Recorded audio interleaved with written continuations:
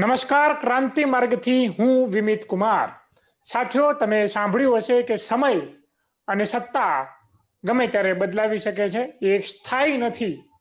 તો જ્યારે સમય બદલાય ત્યારે સત્તા પણ બદલાઈ શકે છે. એક સમય હતો કે ભારતીય જનતા પાર્ટીમાં કોંગ્રેસમાંથી લોકો આવતા હતા, બીજી અન્ય પાર્ટીમાંથી લોકો આવતા હતા, મોદીની એક લહેર ચાલતી હતી. પણ હવે સમય બદલાયો છે. હવે લહેર કોંગ્રેસ તરફ વળી છે.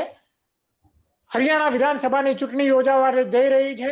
2 દિવસ પછી મતદાન થવાનું છે અને મતદાન થયા પહેલા જ કોંગ્રેસે હરિયાણાની અંદર બહુ મોટો દાવ ખેલી નાખ્યો છે.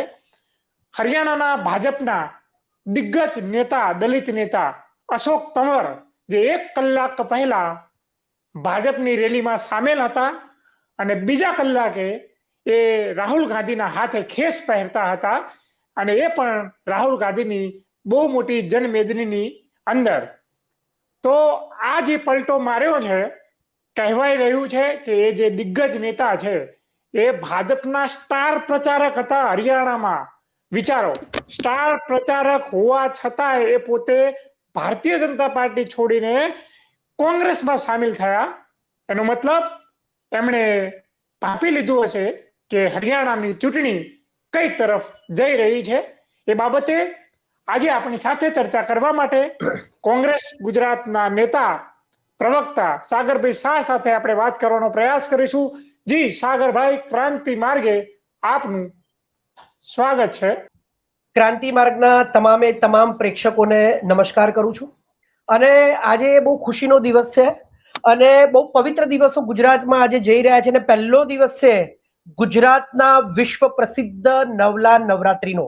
અને આ નવલા નવરાત્રીની જે માતાજીની આપણને ગુજરાત ઉપર અને આખા વિશ્વમાં જ્યારે ગરબા ફેમસ છે, ત્યારે જે આશીર્વાદ છે એ આશીર્વાદ ફળ્યા છે કોંગ્રેસને હરિયાણામાં. ખૂબ સરસ વાત કરી તમે. તમે એક શબ્દ બોલ્યા કે કોંગ્રેસે જોરદાર દાવ કર્યો. સોરી, હું એ સાથે સંમત નહીં થઉં. કોંગ્રેસ દાવ નથી કરતી, દાવનો જવાબ આપે છે. દાવ હંમેશા ભાજપ કરે છે, ભારતીય જનતા પાર્ટી કરે છે, ભારતીય જનતા પાર્ટીના તમામ પ્રકારના નેતાઓ કરે છે, એની સહયોગી પાર્ટી કરે છે. અને એ તમામ દાવ 2019 પછી સતત અને સતત તમે કોઈ પણ મુદ્દો લઈ લો, કોઈ પણ સેક્ટર લઈ લો, કોઈ પણ ક્ષેત્ર લઈ લો, આ ભારતીય જનતા પાર્ટીનો એક અકેલા સપ્પર ભારી જે ચહેરો હતો, જે ગુજરાત લોબી છે, કહેવાય છે કે વિશ્વગુરુ અને ચાણક્ય ભાજપના, હો, કોંગ્રેસના નહીં, આ દેશના નહીં, માત્ર ભાજપના, એમના તમામ દાવનો જવાબ એ આજે કોંગ્રેસ, ઇન્ડિયા ગઠબંધન અને રાહુલ ગાંધી અને પ્રિયંકા ગાંધી અને અમારા ખડગેજી અને કોંગ્રેસના તમામ નેતાઓ અને પ્રવક્તાઓ એ ડંકે કી ચોટ ઉપર આપી રહ્યા છે. આજે તમે જે વાત કરી કે નેતા જે બપોરે 1 વાગ્યા સુધી તો ભાજપનો પ્રચાર કરતા હતા, એમનું નામ છે અશોક તંવર અને એ સ્ટાર પ્રચારક છે ભારતીય જનતા પાર્ટીના હરિયાણાના. પરંતુ એની સાથે સાથે એમની એક ઓળખ છે કે ખૂબ મોટા દલિત નેતા છે. એટલે એ જ્યારે 1 વાગ્યા સુધી, બપોર સુધી, આજે છેલ્લા દિવસે હરિયાણામાં પ્રચારનો છેલ્લો દિવસ છે, એ દિવસે જ્યારે પ્રચાર કરી રહ્યા હતા છેક સુધી, અને પછી એમણે જે રીતે કોંગ્રેસ જોઈન કર્યું અને આખા દેશની સામે હજારોની મેદનીમાં રાહુલ ગાંધી જ્યારે એમને ભાજપનો જે દાવ હતો, એ દાવ હું તમને હવે કહેવા જઈ રહ્યો છું કે દાવ શું હતો. પરંતુ અશોક તંવરે જે પાર્ટી જોઈન કરી છે ને, એની પાછળનો એક સૌથી મોટો ખેલ છે, દાવ છે, એક ડર્ટી પોલિટિક્સ છે, જે ભાજપ હરિયાણામાં રમી અને એનો આ જવાબ નવરાત્રીના પહેલા દિવસે કોંગ્રેસને ફળ્યો. એટલે ભાજપ દાવ કરે છે, ગંદા દાવ કરે છે, ડર્ટી પોલિટિક્સ કરે છે, અને કોંગ્રેસ હંમેશા ટ્રાન્સપરન્ટ અને સ્વચ્છ રાજનીતિ કરે છે. એનો આ જવાબ છે. હવે હું તમને કહું, આપણે પહેલા પણ હરિયાણા ઉપર વાત કરી ચૂક્યા છે. અત્યારે જે માહોલ છે, એ માહોલ માત્ર ને માત્ર કોંગ્રેસ તરફી છે. આપ લડી રહી છે ઇન્ડિવિડ્યુઅલી, પણ આપ તરફી પણ નથી. અને જે ABCDEFGHIJK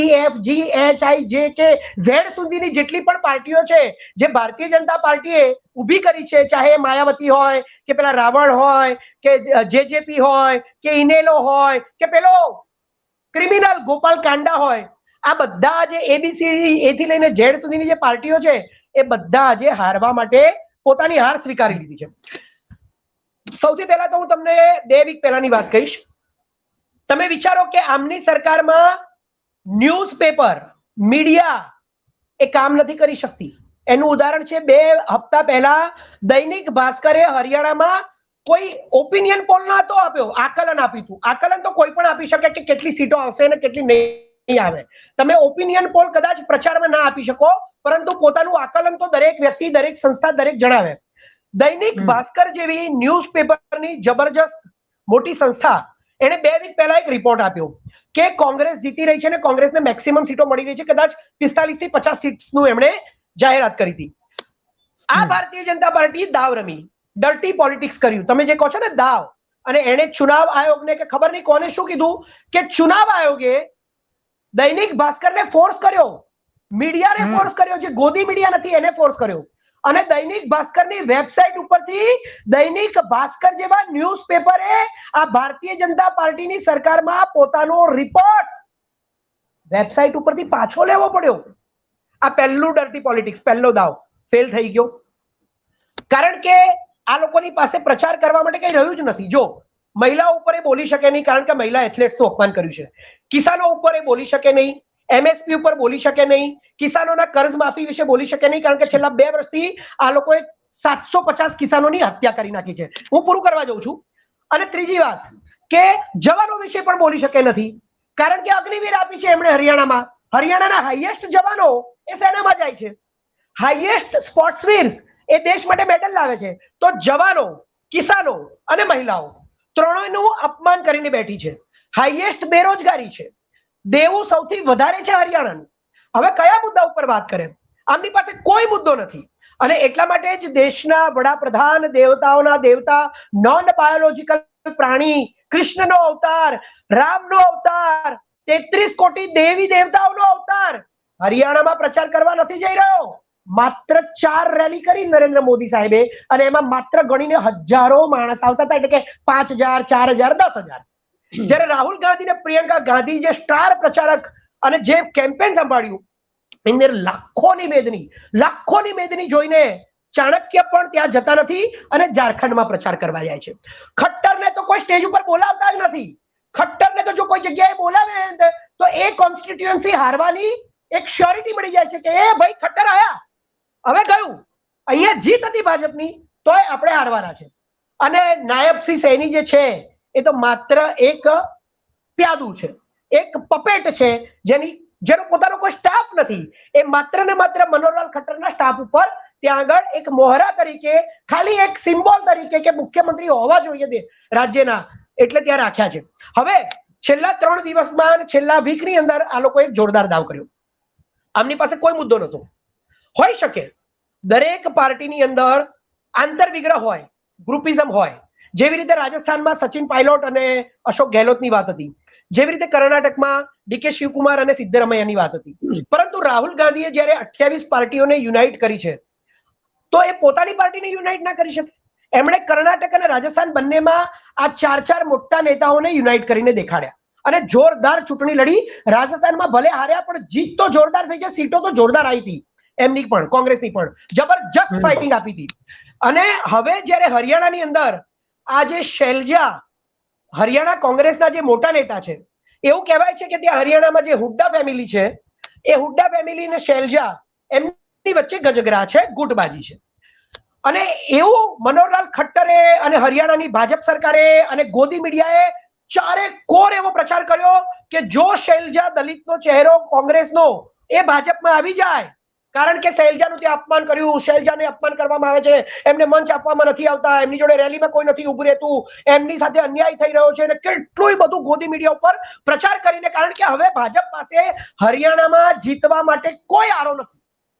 નથી પ્રધાનમંત્રી જઈ રહ્યા, નથી ચાણક્ય જઈ રહ્યા, નથી કોઈ મોટા નેતા જઈ રહ્યા, નથી કોઈ ગઠબંધન જઈ રહ્યું. ત્યારે એ લોકોએ દાવ કર્યો, એક સેકન્ડ, શૈલજાને ભાજપમાં લાવવા માટે, દલિત નેતાને ભાજપમાં લાવવા માટે બહુ પ્રયત્નો કર્યા, શામ દામ દંડ ભેદ યેન કેન પ્રકારેણ. પરંતુ શૈલજાએ પ્રેસ કોન્ફરન્સ કરી અને ભાજપની હવા કાઢી નાખી. શૈલજાએ કહ્યું કે અમારા વચ્ચે કોઈ મતભેદો હોઈ શકે, મનભેદ નથી, અને ભાજપને હરાવી અમારો જન્મસિદ્ધ અધિકાર છે હરિયાણામાં. એટલે જે બીજો દાવ ખેલ્યો, જે બીજું ડર્ટી પોલિટિક્સ કર્યું કે શૈલજાને લઈ આવો, એ પણ એમના હાથમાં ના રહ્યું. શૈલજાએ આ ભાજપનો ગુબ્બારો ફોડી નાખ્યો. આ દાવ હતા હરિયાણાના છેલ્લા 3 દિવસના. હવે તમે કહો તો હું આગળ જવાબ આપું. જી સાગરભાઈ, જે વડાપ્રધાન નરેન્દ્ર મોદીએ એવું કહ્યું છે કે 2 દિવસ પછી ચૂંટણી છે અને જે અત્યારે પ્રચાર બંધ કરી દેવામાં આવ્યો છે આચારસંહિતાના કારણે. પણ મેં હરિયાણામાં ગયો અને મને એટલો ઉત્સાહ છે અને પબ્લિકનો એટલો ઉત્સાહ છે કે આ વખતે કોંગ્રેસની જે નકારાત્મક અને વિભાજનકારી રાજનીતિને જનતા જવાબ દઈ દેશે અને ફરીથી આ હરિયાણાની સરકાર ભાજપને આશીર્વાદ આપશે. મોદીજી એવું પોતાના છેલ્લા ટ્વીટમાં એવું કહ્યું છે. જો મોદીજી તો જ્યાં જાય ત્યાં બધે આ જ ભાષણો કરે છે, ચાહે તેલંગાણા હોય કે કર્ણાટક હોય કે હિમાચલ પ્રદેશમાં સરકાર તોડવાની કવાયત કરતા હોય, બજરંગબલીના નારા લગાવતા હોય, જય બજરંગબલી કી જય, જય બજરંગબલી કી જય, જય બજરંગબલી કી જય. પરંતુ નથી એમને અયોધ્યામાં રામ ફળ્યા, નથી એમને કર્ણાટકમાં બજરંગબલી ફળ્યા, કે નથી એમને કોઈ પણ જાતના જે એમણે ધાર્મિક પ્રવચનો કર્યા હોય અને ધાર્મિક વાતો કરી હોય, હિન્દુ મુસલમાનની વાતો કરી હોય. એમણે હમણાં જ કહ્યું, કર્ણાટકમાં ફરી કહ્યું ગણેશના પાંડાલ વખતે, કે અહીંયા તો કર્ણાટકની સરકાર ગણપતિને સલાખો કે પીછે નાખી રહી છે. પરંતુ પછી એ ભાંડો પણ ફૂટી ગયો. પોલીસે બતાવ્યું કે અમે ગણપતિની મૂર્તિને માનથી લઈ ગયા, માનથી એને માન આપ્યું અને સુંદર રીતે રીત રિવાજ મુજબ ગણિતમાં ગણપતિનું જે રીતે વિસર્જન કરવામાં આવે છે એવી રીતે ગણેશની અંદર જે ગણપતિ તહેવાર હોય છે એની અંદર એનું સુંદર વિસર્જન કર્યું. એટલે જેટલા પણ ડર્ટી પોલિટિક્સ, જેટલા પણ ગંદા દાવ આ પ્રધાનમંત્રી ખેલવા જાય છે ને બધા ફ્લોપ થાય છે.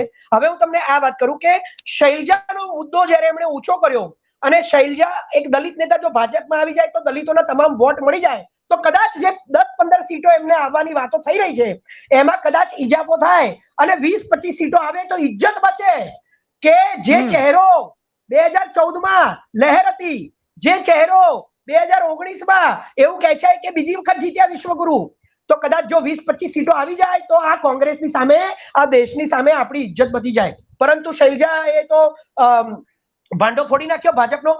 પરંતુ જો આ નરેન્દ્ર મોદીના કહેવા પ્રમાણે નકારાત્મકતા કોંગ્રેસે ફેલાવી છે તો આજે એમના જ એક નેતા અશોક તંવર, જે દલિત નેતાને કોંગ્રેસમાંથી તોડવા ગયા હતા, એવા જ એક મોટા ગજાના દલિત નેતા અશોક તંવર, જે હરિયાણામાં ભારતીય જનતા પાર્ટીના કેમ્પેન કમિટીનો સૌથી મોટો ચહેરો, પ્રચારક ચહેરો છે.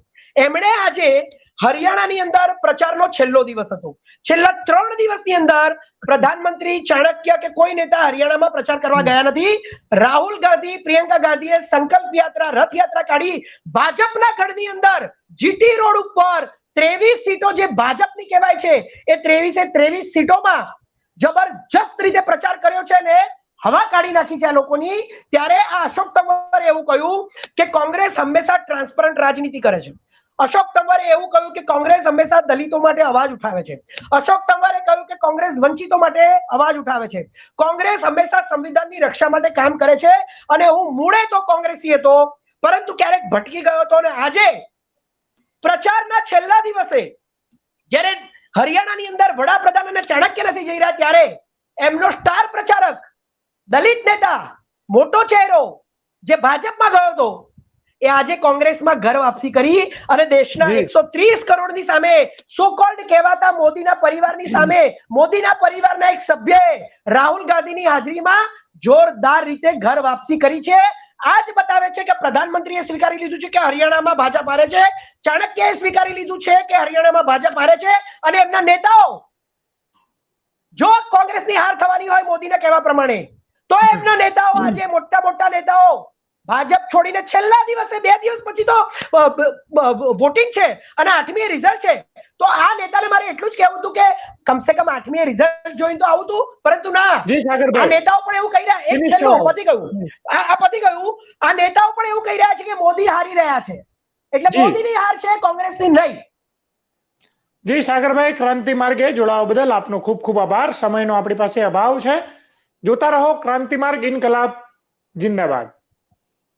ધન્યવાદ.